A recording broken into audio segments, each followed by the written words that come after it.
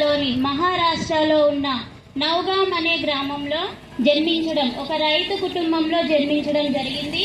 Savitribai Phule the first female teacher in India, మొట్టమొదటి భారతదేశంలో ఉపాధ్యాయురాలుగా నిలిచింది. మనకు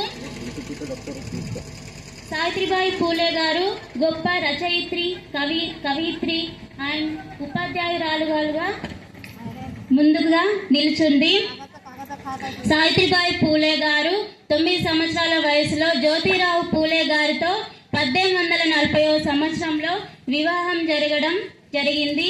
1848వ సంవత్సరంలో ఆమె మొట్టమొదటి బాలికల ఆశ్రమంను, పాఠశాలను ప్రారంభించడం జరిగింది.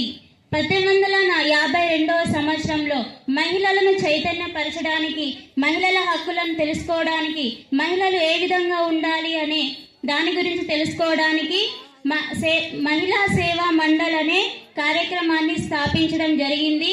మహిళలను ఇంకింత చైతన్యపరచడానికి ఆ కార్యక్రమాన్ని స్థాపించింది.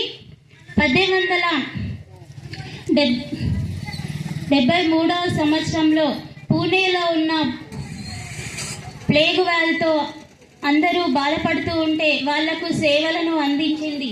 The first female teacher in India Savitribai Phule గారు మార్చి 10వ తేదీన 1897వ సంవత్సరంలో మరణించడం జరిగింది.